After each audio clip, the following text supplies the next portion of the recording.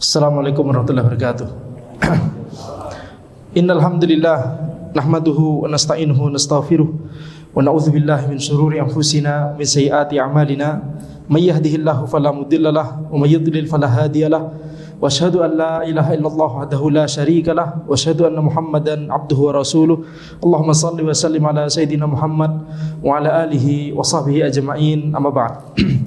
Kita lanjutkan pembahasan dari kitab Riyadhus Shalihin karya Al-Imam An-Nawawi rahimahullahu taala, di mana kita sampai pada pembahasan hadis Aisyah radhiyallahu anha. Wa an Aisyah radhiyallahu anha qalat qala an-nabi sallallahu alaihi wasallam la hijrata ba'dal fath walakin jihadun wa niyyah wa idza istumfirtum famfiru, muttafaqun alaih. Nabi Muhammad SAW bersabda, la hijrata ba'dal fatah, tidak ada hijrah setelah Fathu Makkah. Kemudian Al-Imam An-Nawawi rahimahullah menjelaskan, wa ma'nahu la hijrata min Makkah li'annaha sarat daru Islam. Maknanya adalah tidak ada hijrah dari Makkah setelah ini, setelah Fathu Makkah tidak ada lagi hijrah dari Makkah, karena Makkah telah menjadi negeri Islam. Jadi sebagaimana kita mengetahui, Nabi Muhammad SAW adalah awalnya berasal dari Makkah. Beliau berdakwah dimulai dari Makkah, kemudian Allah Subhanahu wa taala memerintahkan beliau dan para sahabat untuk hijrah ke Madinah. Sampai pada akhirnya Allah Subhanahu wa taala mudahkan Islam itu masuk ke Makkah pada peristiwa Fathu Makkah. Maka setelah Fathu Makkah tidak ada lagi hijrah dari Makkah ke negeri lain, termasuk ke Madinah dan negeri lainnya. Para ulama menjelaskan bahwa ini bermakna bahwa Makkah itu akan selalu menjadi negeri Islam sampai akhir zaman, hingga akhir zaman. Akan selalu menjadi negeri Islam hingga akhir zaman. Tidak akan kemudian dikuasai oleh orang kafir, sehingga kemudian orang-orang di situ, kemudian kaum muslimin di situ kemudian harus hijrah keluar dari Makkah. Tidak akan terjadi hal tersebut. Ini sudah ditutup oleh pesan nubuwah ini di antara nubuwah Nabi Muhammad SAW. Makkah tidak akan bisa dikuasai oleh orang kafir. Kemudian faedah berikutnya adalah la hijrata ba'dal fatah, tidak ada hijrah setelah Fathu Makkah. Maksudnya adalah kita lihat di sini berarti apa? Berarti hijrah yang lain dari negeri yang lain selain Makkah itu masih bisa terjadi. Hijrah dari negeri yang lain, ketika negeri tersebut kaum muslimin tidak bisa lagi melaksanakan amalan ibadah yang sesuai dengan syariat Allah Subhanahu wa taala, ditekan atau ditindas misalkan, sama seperti kondisi para sahabat dahulu ketika di Makkah. Maka disyaratkan hijrah. Ini sudah kita bahas di dua pertemuan sebelumnya kalau tidak salah ya. Nah, jadi hijrah itu akan selalu ada hingga akhir zaman, karena hijrah itu tidak akan terputus sampai taubat itu terputus, dan taubat itu tidak akan terputus sampai akhir zaman. Maka ini menunjukkan hijrah secara umum itu akan selalu disyariatkan hingga akhir zaman. Tetapi hijrah dari Makkah ke negeri yang lain, Habasyah, ke Madinah, tidak akan ada lagi, ya, karena Makkah akan selalu menjadi negeri Islam. Walakin jihadun wa niyyah, akan tetapi keluar dari kota Makkah bisa dalam konteks jihad dan niyah. Ini kata Nabi Muhammad SAW. Jadi keluar dari Makkah setelah Fathu Makkah bukan lagi dalam konteks hijrah, tapi dalam rangka konteks untuk berangkat jihad. Maka ini menunjukkan bahwa jihad itu disyariatkan dalam Islam. Jihad itu disyariatkan dalam Islam. Termasuk bagian dari amalan ibadah, termasuk bagian dari syariat Islam. Tetapi jihadnya harus benar, jangan jihad yang sembarangan. Anda tidak bosan-bosan menyampaikan penjelasan dari para ulama bahwa jihad itu adalah amalan ibadah, sama seperti amalan ibadah yang lain.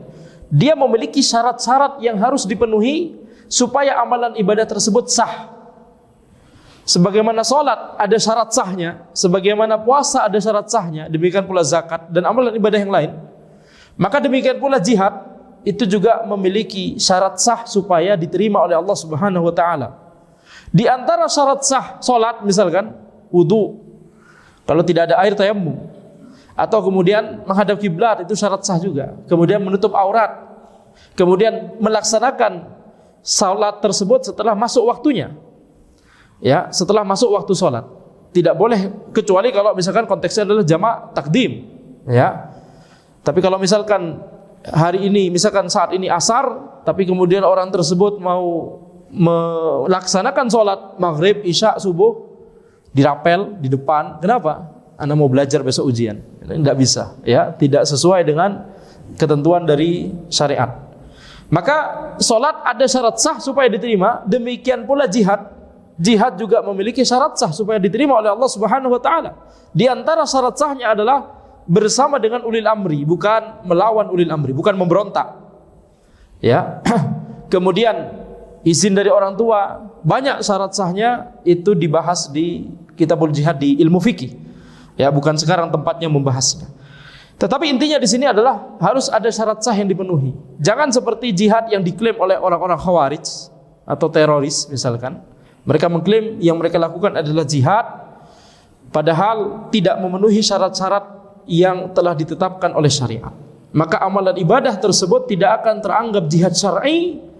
Ini teranggap sebagai jihad syaitani, jihad syaitan. Ya, kalau mati maka bukan mati syahid yang didapat, tapi mati sangit, berbahaya. Baik. Jadi ini penting untuk dijelaskan supaya orang-orang itu tidak terpengaruh oleh syubhat-syubhat yang berhembus yang dikeluarkan oleh orang-orang Khawarij, atau di antara mereka adalah orang-orang teroris begitu ya. Karena Khawarij tidak harus yakni bergerak secara senjata atau seperti teroris begitu ya. Ada Khawarij yang kemudian mengarah ke parlemen, ada Khawarij yang mengarah ke hal-hal yang lain. Jadi selama akar pemikirannya Khawarij, maka ini harus ditegaskan, jihad itu adalah harus memenuhi syarat-syarat sahnya. Walakin jihadun wa niyah, Nabi Muhammad SAW bersabda, keluar dari Makkah setelah Fathu Makkah itu bisa dalam konteks jihad dan niat. Jihadnya adalah itu amalan, niatnya adalah apa yang di hati. Jadi Nabi Muhammad SAW menjelaskan bahwa setiap seseorang melaksanakan amalan, apalagi amalan ibadah jihad, niat itu harus diperhatikan. Ya, niat itu harus diperhatikan. Makanya Nabi Muhammad SAW itu menegaskan ini, walakin jihadun wa niyah, akan tapi jihad dan niat. Baik. Kata jihad sendiri itu memiliki makna yang umum dan memiliki makna yang khusus. Ada makna umum, ada makna khusus. Makna umum, jihad itu bermakna yakni berjuang di jalan Allah Subhanahu wa taala, tidak harus dengan perang, tapi juga dengan ilmu, dengan harta, dengan tenaga. Ya, semua bentuk perjuangan di jalan Allah Subhanahu wa taala. Ketika antum berdakwah atau membantu para ulama berdakwah, yakni ikut ambil bagian dimanapun posisinya dalam dakwah tersebut, ini termasuk jihad. Ini makna umum. Ada makna khusus. Makna khusus dari jihad adalah jihad qital, yaitu jihad perang. Yang itulah yang dibahas oleh Nabi Muhammad SAW di hadis ini. Jihad yang bermakna khusus. Kenapa demikian? Karena Nabi Muhammad SAW kemudian bersabda, wa idzastumfirtum famfiru. Kalau kalian diperintahkan oleh ulil amri untuk berangkat berjihad, maka kalian harus berangkat. Ini salah satu ya kondisi di mana jihad itu, berangkat jihad itu menjadi kewajiban fardu ain. Kalau ulil amri itu memerintahkan wajib militer, berangkat jihad, perang, ada musuh, Belanda datang, ya nggak harus Belanda musuhnya ya, bisa jadi yang lain. Tapi kita tidak mengharapkan adanya peperangan, tidak mengharapkan adanya musuh, tidak mengharapkan adanya yakni qital atau peperangan tersebut. Ada sebagian orang yang bertanya pernah, antum mengatakan bahwa jihad syar'i itu adalah ibadah, tapi antum berharap tidak terjadi perang. Bagaimana caranya? Jihad syar'i adalah ibadah. Berarti kalau melakukan kan dapat pahala, kalau tidak melakukan kan nggak dapat pahala. Tapi antum mengharapkan tidak perang, tidak ada kondisi perang. Berarti kan antum tidak menginginkan pahala berarti. Tidak demikian pemikirannya. Sekarang anda tanya, antum mau surga? Masuk surga? Mau. Semuanya jawab mau. Taib. Untuk masuk surga harus mati dulu. Untuk mau mati? Hah? mau mati sekarang. Itu analoginya. Jadi gak usah panjang-panjang membantah pemikiran aneh. Nah, terkait masalah jihad ini ada pengalaman menarik waktu itu ketika masih kuliah di Inggris. Para ulama didatangkan dari Timur Tengah, diantaranya misalkan Syekh Falah Mandakar, Syekh Asyafri, ya, penasihat King Salman sekarang, didatangkan ke Inggris untuk mengadakan konferensi atau daurah begitu ya. Mereka nyebutnya conference. Kalau di sini daurah. Daurah tentang jihad dan khilafah, khilafah dan jihad. Materinya panas sekali, betul tidak? Itu didemo oleh orang-orang yang anti Islam di sana. Kemudian lembaga berita seperti BBC dan seterusnya itu meliput, berusaha mencari kesalahan, berusaha mencari apa yang bisa dikulik di situ. Ini berbicara tentang jihad dan khilafah. Maka disebutkan penjelasannya, di antara penjelasan yang tadi Anda sebutkan, jihad itu butuh syarat sah supaya diterima, tidak boleh sembarangan. Itu yang pertama. Yang kedua, khilafah. Tentang khilafah. Maka khilafah dalam Islam kalau ada alhamdulillah, kalau tidak ada maka alhamdulillah juga. Jadi khilafah yang membawahi seluruh kaum muslimin di seluruh negeri sudah lama tidak ada. Di zaman Imam Mazhab itu sudah tidak ada. Jadi Ottoman Turki itu bukan khilafah yang membawahi seluruh kaum muslimin, karena ada kaum muslimin di daerah lain yang tidak dikuasai oleh Ottoman. Sejak zaman Andalusia sudah muncul, itu Umayyah dan Abbasiyah bukan membawahi Andalusia. Berarti kaum muslimin di Andalusia tidak dibawahi oleh khalifah yang ada di Timur Tengah, betul tidak? Sejak zaman Imam Mazhab sudah tidak ada khalifah yang membawahi seluruh kaum muslimin. Dan itu bukan bagian syarat dari rukun iman. Sebagian orang menganggap itu adalah sebagian dari rukun iman. Seperti yang diyakini oleh Syiah. Syiah mengatakan, Khomeini mengatakan bahwa Nabi Muhammad SAW dakwahnya gagal. Lebih berhasil Imam Mahdi. Karena Nabi Muhammad SAW ketika beliau masih hidup, daerah kekuasaan kaum muslimin itu cuma Jazirah Arab. Sedangkan ketika Imam Mahdi maka seluruh dunia katanya. Maka dakwah Nabi Muhammad SAW gagal, kata Khomeini. Subhanallah. Kita meyakini, Ahlussunnah meyakini bahwa dakwahnya para nabi dan rasul adalah dakwah yang paling berhasil, dakwah yang paling diberkahi. Ya, dan kita lihat faktanya, yang diberikan kekuasaan yang menjadi khalifah, yang diberikan oleh Allah Subhanahu wa taala di antara seluruh nabi dan rasul, minimal 25 nabi dan rasul yang kita ketahui secara terperinci, kita tahu namanya, disebutkan di dalil sahih ataupun di Al-Qur'an. Siapakah nabi dan rasul yang diberikan kekuasaan oleh Allah Subhanahu wa taala? Yang jadi khalifah, siapa? Nabi Daud, Nabi Sulaiman, tapi Nabi Yusuf menteri. Tapi anggaplah kita masukkan juga Nabi Yusuf, tapi cuma menteri aja, bukan khalifah, penguasa tertinggi. Kemudian Nabi Muhammad SAW cuma 4. Selain itu sisanya, minimal yang kita tahu secara terperinci namanya, sisanya berarti berapa? 21 Nabi dan Rasul tidak diberikan khalifah, tidak diberikan kekhilafahan, tidak diberikan kekuasaan oleh Allah Subhanahu wa taala. Dan di saat yang sama dakwah mereka adalah dakwah yang diberkahi, dakwah yang benar, dakwah yang paling berhasil. Itu berarti apa? Tujuan utama dakwah bukan mendirikan khilafah. Baik, karena sebagian kaum muslimin meyakini bahwa ini kita lihat Indonesia bukan khalifah. Malaysia, kenapa? Karena tidak mewakili seluruh negeri kaum muslimin. Karena ada Indonesia, ada Malaysia, ada Saudi, ada macam-macam. Ya, ini terbagi-bagi. Ini enggak ideal kata mereka. Kita harus berjuang untuk mewujudkan khilafah yang membawahi seluruh kaum muslimin di seluruh dunia. Ini pemikiran dari mana? Para nabi dan rasul tidak diberikan kekuasaan kecuali 4 tadi. Selain itu tidak diberikan kekuasaan. Tapi dakwah mereka adalah dakwah yang paling diberkahi oleh Allah Subhanahu wa taala. Betul tidak? Maka di sini kita lihat Nabi Muhammad SAW juga, Nabi Muhammad SAW ketika dakwah di Mekah tidak pernah beliau melobi-lobi, melakukan gerakan atau untuk merebut kekuasaan, untuk mencari kekuasaan, tidak pernah ada. Kondisi berbalik kepada Nabi Muhammad SAW kapan? Ketika pada suatu hari setelah Abu Thalib meninggal, Khadijah meninggal, beliau dakwah ke Taif, dilempari batu, habis itu beliau balik lagi ke Makkah, sudah mentok, tidak ada pelindungnya lagi, tidak ada yang menyemangati seperti Khadijah, tidak ada pelindung lagi seperti Abu Thalib. Mau dakwah ke Taif, rencananya kalau Makkah enggak diterima, Taif, mari kita ke Taif. Taif juga menolak. ke Makkah pun itu atas jaminan ada orang kafir ya yang memberikan jaminan keamanan bagi Nabi Muhammad SAW untuk bisa masuk lagi ke Makkah setelah dari Taif.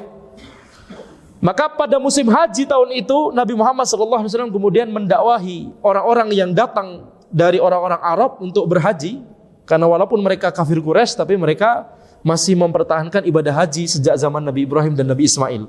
Tapi ibadah hajinya dicampuri dengan kesyirikan. Maka setiap kabilah, setiap tenda didatangi oleh Nabi Muhammad SAW, beliau tidak pilih-pilih, tidak milih. Anda cari yang kaya saja, Anda cari yang pembesar saja. Ya, di antara tenda yang didatangi oleh Nabi Muhammad SAW adalah 6 orang anak muda dari Yathrib. Yathrib yang kemudian nanti dikenal jadi Madinah. 6 orang anak muda didakwahi oleh Nabi Muhammad SAW. Dakwah kepada apa? Dakwah kepada tauhid, masuk Islam. Ini Islam yang benar sesuai dengan ajaran Nabi Ibrahim dan Nabi Ismail, nenek moyang kita. Ini Islam yang benar yang diperintahkan oleh Allah Subhanahu wa taala kepada kita. Ini ajaran seluruh nabi dan rasul. Maka selain mereka anak muda yang lebih mudah untuk menerima kebenaran, belum punya gengsi. Kalau sudah sepuh, tentunya tidak semua orang sepuh demikian. Tapi kalau sudah punya apalagi kekuasaan, kekayaan, gengsinya lebih besar. Tapi mereka anak muda dan mereka sudah terbiasa dengan orang Yahudi di Madinah yang mereka itu selalu mengatakan di antara bualan mereka kepada orang-orang Arab, nanti tunggu aja kalau Nabi kami yang terakhir datang, kami akan libas kalian, kami akan perangi kalian. Itu orang Yahudi mengatakan demikian. Sudah kenyang orang-orang Arab Madinah, orang Khosraj dan Aus di Madinah mendengar bualannya orang Yahudi. Tapi yang disampaikan orang Yahudi benar dari kitab mereka yang masih belum berubah. Ciri-ciri Nabi terakhir tersebut, ketika 6 orang pemuda tersebut melihat Nabi Muhammad SAW, mereka langsung paham, ini jangan-jangan Nabi yang disampaikan selama ini oleh orang-orang Yahudi. Rasakan mereka ternyata Nabi terakhir adalah dari kalangan Arab, bukan dari kalangan Bani Israel. Maka mereka langsung masuk Islam pada saat itu juga. Kemudian mereka balik ke Yathrib, ke Madinah, mendakwahkan Islam sampai Islam menyebar di seluruh kota Madinah pada saat itu, ya. Kemudian semuanya berjalan secara natural. Orang akan mikir, mengapa kita biarkan Nabi Muhammad SAW tetap di Makkah, tetap ditindas, sementara kita di sini mayoritas sudah kaum muslimin. Mari kita boyong Nabi Muhammad SAW ke Madinah. Ya nih, kita lihat ini titik balik perjuangan dakwah Nabi Muhammad SAW. Betul tidak? Dari situ kemudian Nabi Muhammad SAW hijrah ke Madinah. Kemudian beliau menjadi khalifah di Madinah. Lihat bagaimana kekuasaan Allah yang berikan kepada Nabi Muhammad SAW tanpa beliau mengusahakan secara sengaja, tanpa beliau menjadikan itu sebagai tujuan utama. Baik.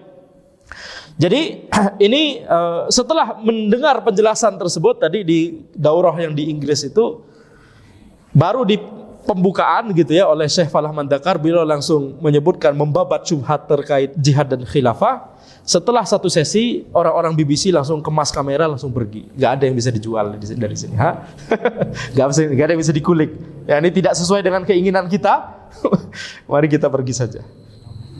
Mungkin itu ya nih, tidak satu event, tidak satu seharian. Kita senang ya nih. Antum kalau mau meliput, liput aja. Alhamdulillah. Antum belajar juga berarti. Tidak masalah, betul tidak? Baik. Kemudian hadis berikutnya adalah wa'an Abi Abdullah Jabir bin Abdullah Al-Ansari radhiyallahu anhu maqal kunna ma'an Nabi sallallahu alaihi wasallam fi ghazatin. Dari Abu Abdullah Jabir bin Abdullah radhiyallahu anhuma, beliau berkata, kami bersama Nabi Muhammad sallallahu alaihi wasallam dalam suatu perang. Faqala inna bil madinati la rijalan masirtum masiran wa la qata'tum wadiyan illa kanu ma'akum habasahumul marad. Sesungguhnya di Madinah ada orang-orang, tidaklah kalian itu berjalan untuk berangkat jihad ini, dan tidaklah kalian itu melewati sebuah lembah, kecuali mereka yang di Madinah itu bersama kalian, akan tetapi sakit itulah yang menghalangi mereka untuk tidak ikut. Jadi ini Nabi Muhammad SAW bersabda bahwa ada orang-orang yang tidak bisa pergi ikut berjihad karena ada uzur. Ya, wa fi riwayatin, dalam riwayat yang lain, illa syarakukum fil ajr. Mereka itu mendapatkan pahala yang sama dengan kalian. Rawahu Muslim. Ini hadis diriwayatkan oleh Muslim.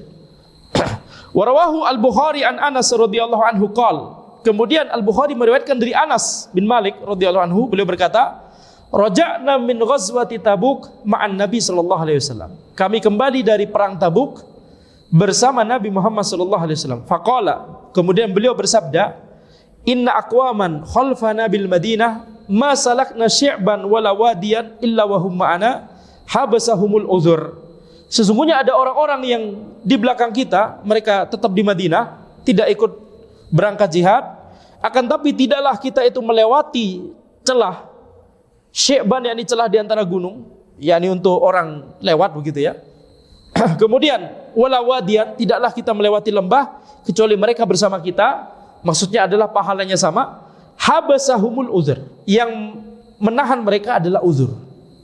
Ya, adanya uzur tidak bisa berangkat jihad. Dari hadis ini Nabi Muhammad SAW kita lihat, yakni kita mengambil pelajaran dari sabda Nabi Muhammad SAW di sini, bahwa yang namanya niat itu mempengaruhi pahala yang didapat oleh orang tersebut. Kalau orang tersebut berniat melakukan kebaikan, kemudian dia melaksanakannya, tentunya jelas dia akan mendapatkan pahala dari Allah Subhanahu wa taala. Tapi kalau misalkan dia tidak melakukan amalan tersebut, tetapi dia berniat untuk melakukan amalan itu, nah sekarang ini dirinci. Apakah amalan itu selama ini sering dia lakukan atau rutin dia lakukan? Apakah merupakan kebiasaan dia untuk melakukan amalan tersebut, tapi kemudian dia memiliki uzur sehingga tidak bisa melakukan amalan yang biasa dia lakukan itu? Maka dalam masalah ini orang tersebut akan mendapatkan pahala seolah-olah dia tetap melakukannya seperti biasa. Sehingga ketika seseorang itu biasa pergi sholat berjamaah ke masjid, atau biasa puasa sunnah, atau biasa sedekah, tapi habis itu ada uzur, sakit sehingga tidak bisa berangkat ke masjid, atau sakit sehingga tidak bisa puasa sunnah, atau suatu saat misalkan ya qadarullah bangkrut sehingga tidak bisa lagi sedekah, maka Allah Subhanahu wa taala akan memberikan dia pahala seolah-olah dia tetap melakukan amalan rutin yang selama ini dia lakukan tersebut, seperti sholat sunnah, atau seperti sholat di masjid, atau puasa sunnah, atau sedekah tadi. Jadi ini adalah keutamaan dari amalan yang rutin dilakukan, keutamaan dari amalan yang biasa dilakukan seseorang. Ketika orang tersebut itu ada uzur, maka pahalanya tetap full.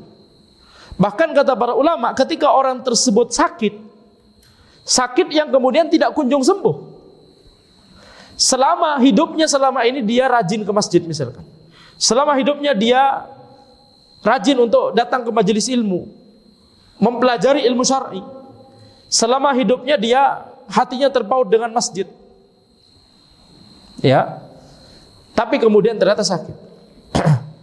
Misalkan kemudian sakitnya tidak kunjung sembuh, sehingga uzurnya terus menerus sampai meninggal dunia misalkan, maka selama itu, walaupun itu 10 tahun, 20 tahun, 30 tahun, akan terus mendapatkan pahala dari Allah Subhanahu wa taala.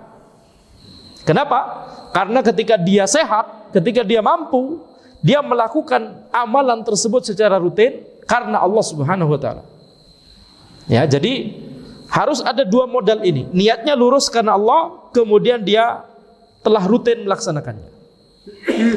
Makanya dari sini jelas bahwa apa yang disabdakan oleh Nabi Muhammad SAW, amalan yang paling afdal adalah amalan yang rutin dilakukan wa in qalla, walaupun sedikit. Karena amalan tersebut ketika rutin dilakukan, ketika kemudian kita tidak bisa melakukannya karena uzur, bukan karena tiba-tiba malas, tapi karena uzur, maka dia tetap akan mendapatkan pahalanya. Nah sekarang, bagaimana kalau orang tersebut belum memiliki kebiasaan tersebut, atau ada amalan yang dia itu belum terbiasa melakukannya secara rutin, tapi dia cuma niat saja.